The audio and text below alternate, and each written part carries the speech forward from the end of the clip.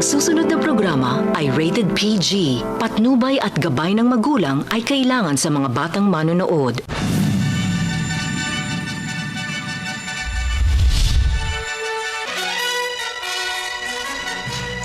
Maayong buntag kaninyong tanan. Welcome sa atong programang Gikan sa Masa para sa Masa karong adlong Domingo, Nobyembre 8 tuig 2015. Kita madunggan sa imo ka sa DXAB 1226 ug makita sa channel 61 ug 62 sa Sky Cable. Ako si Attorney Geraldine Chug, ato lamang gihapong makauban sa atong mga hisgutanan karong adlaw, walay lain kundi ang atong Mayor Rodrigo Duterte. Maayong buntag, Mayor. May buntag kanimo, Geraldine, may buntag kaninyong tanan. Okay, Mayor, 47 days to go before Christmas. Hapit na gyud ang ato ang Pasko. Unsay atong warning sa ato ang mga empleyado diha sa local government nga magpadungog sa mga kliyente ug mangayo og pinaskuhan sa transacting public? Yes, let me divide the issue or discussion into two. One is that I'd like to greet everybody a warm the greetings of the city government. Merry Christmas and maybe a prosperous New Year for all of us. Second is, ang reklamo kasi naririnig namin sa gobyerno is, hindi naman pagungutong, yung humihingi ng mga regalo. And I'd like to just advise everybody, of course, hanggang dyan lang naman ako, to refrain from asking gifts, especially city government employees. And at saka yung maghingi ng mga lechon sa mga tao during Christmas parties. Kaya nga dinidiscourage ko yan. There was a Christmas na sinabi ko, there will be no one party for the city government for all its employees because I wanted to use the money for something else. Rather than, there's always an excess of what we have during Christmas time. And I could sense it sa mga, when I go from office to office, visiting them, na yung pagkain sobra-sobra. So, might as well just, the office of the city mayor itself will forgo with the parties. I'd rather share whatever little money that can be spent, we'll be spending it for really, pagkain sa tao. Total, 365 days a year, pwede ka namang kumain ng lechon kung gusto mo. Maraming karinderya niyan na may lechon. Give it to the people so that they'll have a more enjoyable, at least even for one day in their lives, Christmas Day. Sa aking bahay, may party talaga yan. And it is a party for all of the people of Davao City. Maliit na ang bahay ko, it can accommodate 1,000 if you want. Kasi sa katiila ibang isulod ng tungo nila. Maliit ang bahay ko, both nung sa yung nabaha, pati yung ngayon. But then I'd be happy to join the people at this time. Okay. So, unsay buhaton, Mayor, sa mga transacting public, if ever, pangayuan sila? Refrain from asking gifts. That's a form of bribery, actually. Legally, it is. So, wag na lang. Lahat, police, lahat. Taga City Hall, yung mga motorista, the TMG, and the transacting public to refrain from giving money. Actually, we don't need it. Kung maluoy day sila, Mayor, muhatag. So you could weave 1,000 stories or in the by spirit single of act. giving, they will give. I don't know, Out of the but generosity of their I would hearts. discourage them. Sabihin na lang, bayad na kami. Okay. Pagka sinabi magbigay na, sabi mo, bayad na kami. You pay our salaries and we are government employees to serve you. Okay. Katong yaging semana, Mayor, naigi-release no nga duha ka sundalo sa NPA. Unsa man ang hitabo dito, Mayor? Unsa inyong naistoryahan? Earlier, there was this request from somebody, hindi ko na lang sabihin, for me to intercede or intervene in the matter of the capture of si Sumalinog pati Alvaro of the 25th Infantry Brigade na nabihag. They were captured and treated as POWs, prisoners of war. So pumunta ako sa bukid at kinuha ko yung dalawang sundalo. Ayan yung nakikita ninyo. I negotiated with the New People's Army. Yan ang New People's Army. Gwapog uniforme, oh. Nakapula. Nakapula. Pero pang ano lang yan. Isa sa mga Pang special colors mo. occasion na nila. Pang yung mga ganong happening. Tignan mo, parang nag-ano sila. Oh. Pagdating ko, parang nag-pass in review. Nagkanta silang international.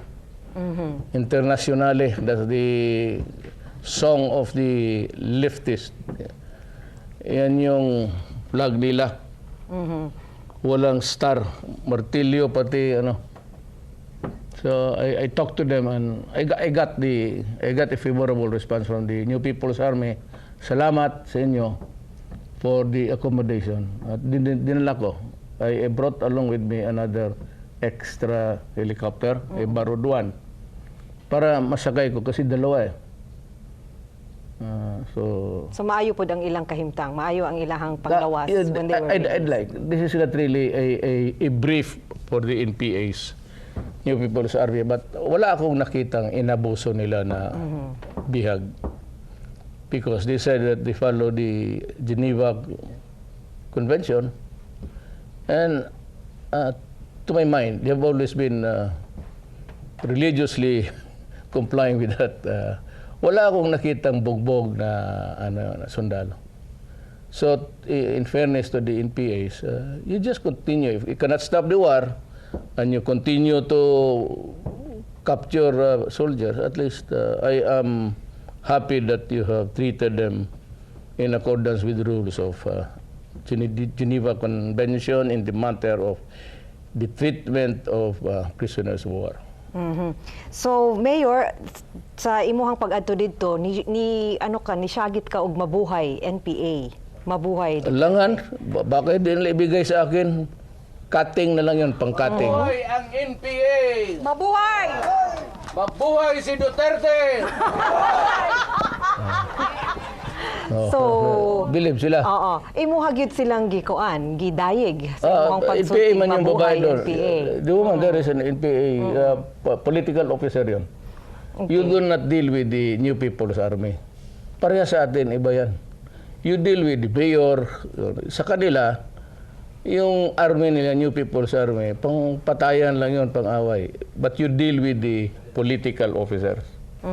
Mura po sa ilag-ila, mga mayor nila, yung nana. Ang New People's Army is there just to fight and they do not negotiate. You negotiate with the NDF. Doon ka nang makipag-usap ka. And if they would allow it, then you go and you ask for the release of the prisoners. That is what happened. So ang imuhang rason sa pagbuhat nimo ana, are you supporting them? Is that a form of support that you are doing But there? mabuhay ang Oo. NPA. Kung baka may change your mind, pang-cutting mo lang to. Pero totoo naman, mabuhay in the sense that they relented from the stiff rule in the regard. Hindi mo mapabitaw yan minsan, tagdadalawang taon nandyan sa kanilang bihag. So, Kaya rin sa hulo. murag pasalamat to nimo sa ilaha. Yeah, correct. Okay. Just, I salute you because binigay ninyo sa akin. Okay. Wala mo rin ibang makapaakyat dyan. Pag mag-akyat ka dyan, bihag ka na rin. Sometimes they capture people almost in detention for 2 years. So what's the sense, sabi ko? Kung gano'n na lang, di patay na lang ninyo na tao. Bakit nyo pahirapan na hatak-hatakin mo pa yung bit-bit mo sa bukid? That's what I told them. If you're not going to release the prisoners, you might as well just kill them. Sige, sabi ko, patayin na lang ninyo. Sabi niya, hindi, bigay na. O kaya, mabuhay. Mabuhay ang Dahil NPA. hindi pinatay, mabuhay yun. Hindi ko nababawiin yun. But every time naman ganun eh, when I make my exit, yung paalis na, I always say, mabuhay ang NPA. Ibig sabihin, salamat. At mabuhay si Duterte. Mabuhay si Duterte. Mabuhay. Okay lang. Okay. Bantay mo na pag-abot ng eleksyon. Mayor, doon na tayo makahinabi nga bisita sa atong pagbalik ni atong programang Gikan sa Masa para sa Masa.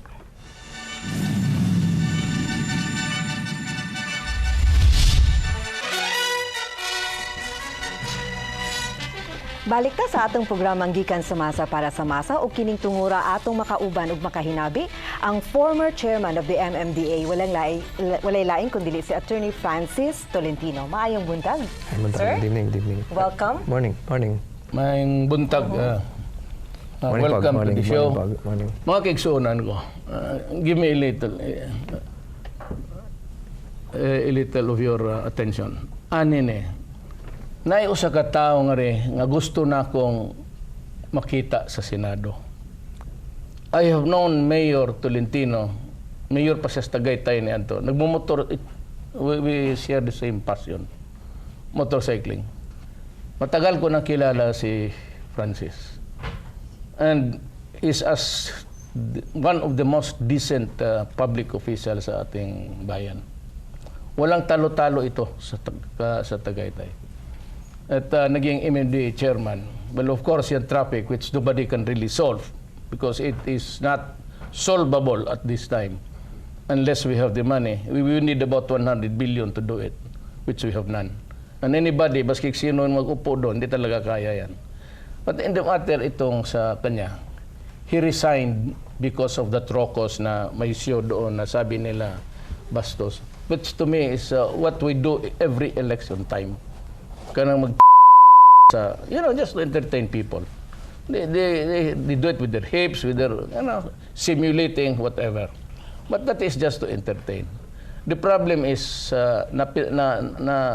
napintora sa kanya kasi siguro ang nagkuha. After the outcry, he said, he had the decency to resign. Pambihira yung ganon. So I always salute people who live by their principles in life. Yan lang ang atin. That's the only thing that we can really leave behind. Not the money because it will be spent. It will exhaust itself. But yung what the values that you live, yung prinsipyo mo, he not only he resigned from being chairman MDA and asked because he was a potential candidate sa liberal senador, sabi niya, huwag na ninyo akong isali. Yes, para wala nang mapahid sa liberal, wala nang masabi. And for these two singular moves that he made, he endeared himself to men who also value principles in life. Alam mo, ang nagdadala sa amin dito, prinsipyo, this guy has remained poor. Yung motorsiklo niya, yun yung parinoon. Nandiyan lang sa grahe.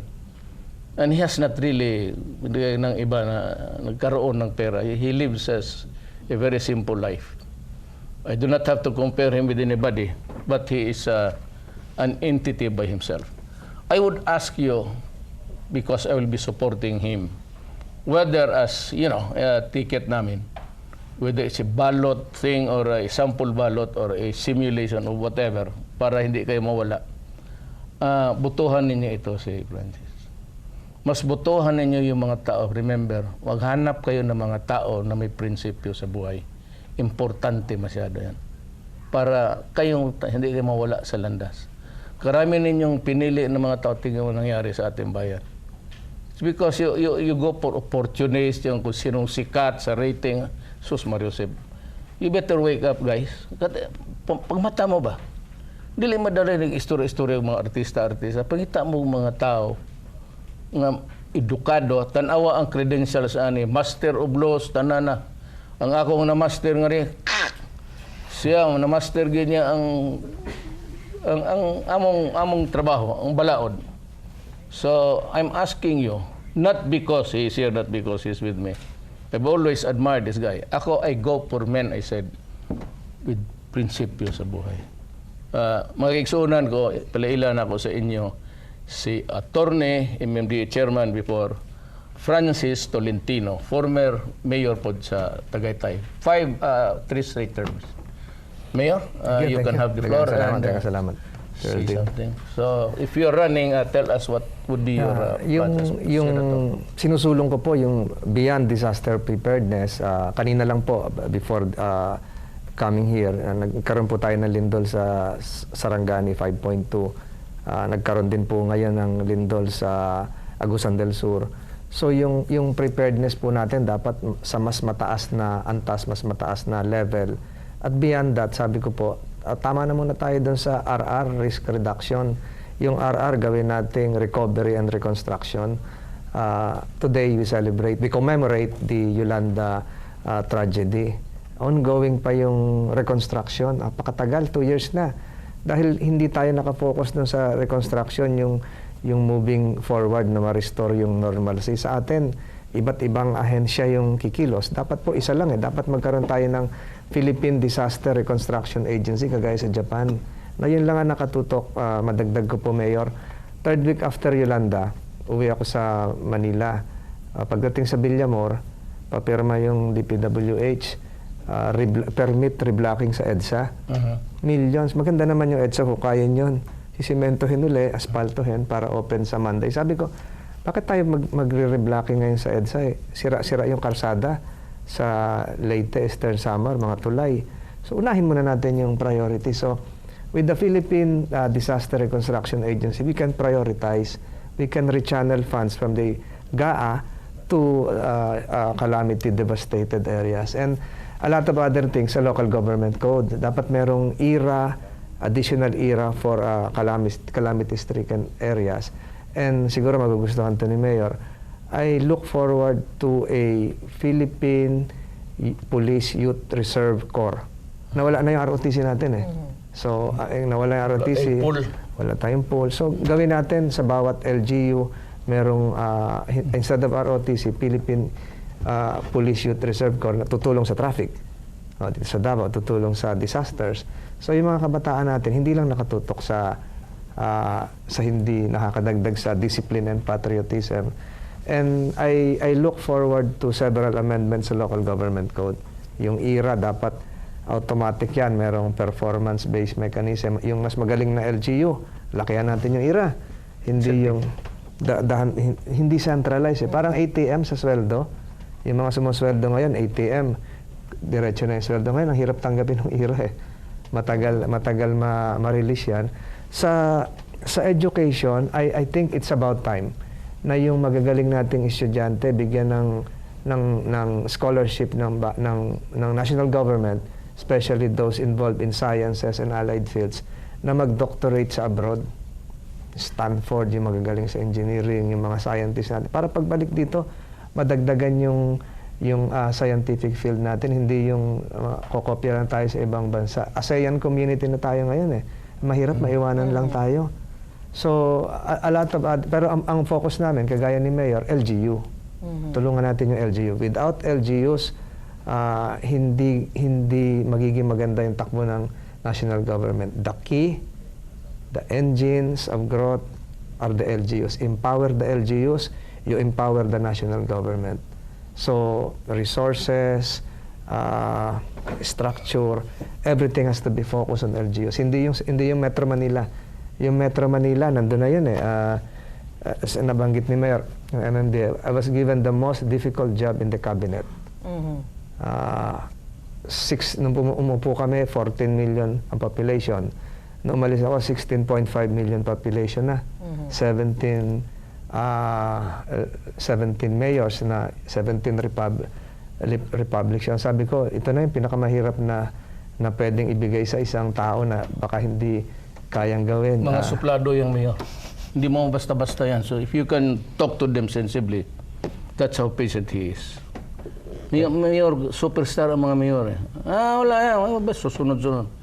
But you know, Francis, during his stint, was able to galvanize a certain mode na he had all the cooperation of the mayors. But by the way, before maubusan tayo ng panahon, baka nga, siya yung nag-institute ng disaster preparedness. Yung mga bata, yung opisina may exercise. Ito his idea. That is how learned the man is. Nauna, dito sa Davao, wala man tayo. Basta paglinog, ambak lang diha.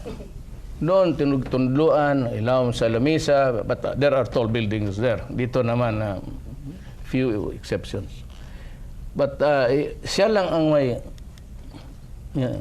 and for a simple rocos there na dancing, binaliwala nila yung tao. Ako nang hinaya ako sa talent, pati yung sa, the guy has only the good intentions for his country. At meron, hindi mo naman kontrolado doon magsayaw-sayaw yung mga babae dyan.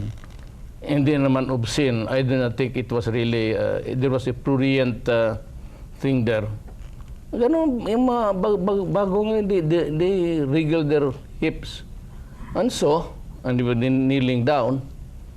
But, when there was this outcry, ito, ganitong uso, especially with media. Ganun. Kung walang kwintang bagay, you waste the talent. Sabi ko, sayang. It would be a disaster. Di madisgrasya ta.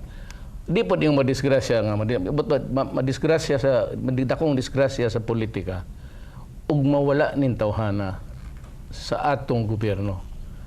And whatever, actually, sabihin ko sa kanya nga, whatever, you can be back as chairman or you can be a cabinet member, the government needs you. You must be with government. Even as a advisor dyan.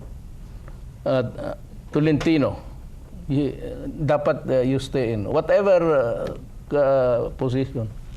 Well, senator to begin with is good.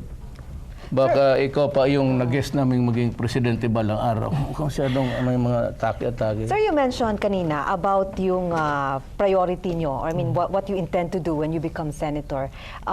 Gusto mong tugunan, no, yung recovery, rehabilitation pagdating ng mga disasters, no, na sumasalanta dito sa ating bansa. Would you recommend or would you rather na meron tayong separate department that would handle this? Kasi right now, wala hong tayong departamento na nakatutok nito.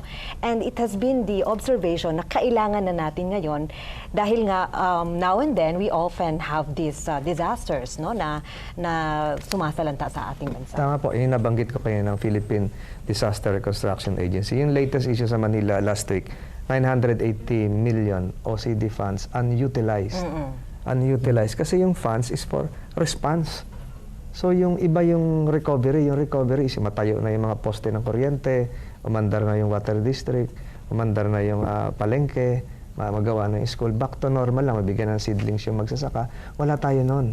Unlike Japan, merong 26.3% na for reconstruction. Tayo, yung calamity funds, bahala na kayo dyan, first response. So, yun yung sinusulong ko. Okay. And nabanggit nyo rin po kanina about strengthening the local government units. Would you subscribe to the idea of federalism? Yung pag-strengthen mo ng local government units, whether provincial, municipal, city, or barangay, ano na yan that's another form of federalism. You empower... Decentralizing the power, you empower the local, not centralize it. So, ang sinasabi ko, tama yung kay Mayor, yung federalism is a mode to really empower yung sa grassroots. So, I subscribe to that. In whatever mode, whatever form, or whatever mutation. Let me butt in for a moment. Alam mo, dito sa Yolanda, I was there already. And I told you before because it is the land of my birth. And I just felt at the time that I had to help. So, nandun ako. But 3 days after, or immediately thereafter, dumating si Francis, dala-dala niya yung workforce ng MMDA. Nandoon kami mga po na. But wala kayong narinig sa amin na ginawa namin sa Yolanda. As a matter of fact, yung mga doktor pati mga nurses na pinadala ko ron, I told them specifically not to grant interviews. Kasi nakita na ako, siniyasan ako, sabi ko, hanggang hindi ko yung binabandera namin na nagawa namin. But just think of it. Total, pinag-uusapan na lang rin natin kung anong ginagawa namin. Yan ang, kaya ko nang hinayang. Here is a guy who's really a Filipino. Hindi naman kasing showbiz kaya ng iba. Yun ang tuloy ang tinutukutan, ang mali na hindi sa kanya. So, tingnan mo ngayon, ang pinapropose niya. Totoo talaga yan. Meron kang calamity fund. But that is to meet the exigencies of the moment. The tubig, pagkain. But how about after? Yun ang ibig niya sabihin. Because then there will be a greater problem of just setting society back into where it was before. Okay. Ganun. Okay. Mayor, nanghinapos na po ang atong oras, but una ta mo padayon sa ato ang mga greetings. Unsay imong mensahe sa mga avid viewers sa gikan sa masa para sa masa karong ginasaulog nato ang ato ang 16th anniversary? Well, duwa ko kibaw nga nabot dahil mig 16th year sa atong among pagserbisyo kaninyo. This is the eco board nako dito sa akong unahon na ginapasa nako ngari, which I do it in the office also. I'm also happy that on this occasion Francis is here, Attorney Tolentino, because I would like to see him in the Senate. So, kamo mga taga Davao, ang iyong unta mo, believe me, dili ako nag-endorse ng kandidato na yung they are all good men, goodwill, dissenting tao to. Wala kang nakita dito na masabi mo, hindi nga ito kumakain sa labas eh. Kanina gusto lang niya, totoo ha, gusto lang siya magpabili ng Kentucky o Jollibee para kain niya sa hotel. Sabi ko, no. Mga unta, ipabayad na to ang Bongo, okay, anak ni Dato. Mga unta sa Harana. Ganon kasimple ang tao. So, Kapitan Lydia Leong sa Malagos, happy birthday. Do not forget, Atty. Tolentino. Happy birthday to Marlene Librado. Marlene, do not forget Tolentino. Advance happy birthday, Kagawad Fermin Labrador. Hoy, Mr. Labrador, Tolentino is the name. Bikay, I don't know who you are, but Tolentino. Kapitan Danilo Gumapak o Kagawad Antonieta Apa, happy birthday na nila. Tolentino. Mayor, if ever he's running as independent, kung ikaw ay matuloy, kasama ba siya sa iyong senatorial? Dali, prangka. Ganito to. Wala nung panahon. I do not like the way the oppressed Filipinos being treated now. Oppressed na, wala pang matakbuhan. I am pagka sinobrahan ninyong kastigo ang Pilipino, I might just decide to run as president. Of course, si Francis, hindi naman siya makakonvert kasi ang COC niya senador. Di senador na siya, he will be the number one. Hindi ako mag-alphabetical. Ang number one ko is, of course, all the others, but si Francis is really very good. MDDHR, marami itong, he will make a good senator. I promise you. Totoo yan. Ako, presidente, hindi na masyadong... If ever, Mayor, amo ang hutdo ng imuhang pasensya. Happy 35th wedding anniversary kay Councilor Leo Avila and wife Lori. For my hair care, daghang salamat sa Pink and Gold Salon. For my hair and makeup, daghang salamat kay Lizelle Espina de la Cruz of Hair to Die For. Salamat sa kay Dr. Sara Lado of the Tooth Clinic, Otoy Mercado for grooming the mayor, and Attorney Francis Tolentino. Salamat sa Metro Lifestyle Fitness Center, Bloom Facial Spa, Mags for my outfit, Ideal Vision Center. Ug para sa atong lamihang pamahaw karong buntaga, daghang salamat sa Marina Tuna sa Branch. Mga kapamilya, na humanasad ang atong episode. Hangtod sa sunod natong panag-uban-uban, daghang salamat ug maayong buntag kaninyong tanan.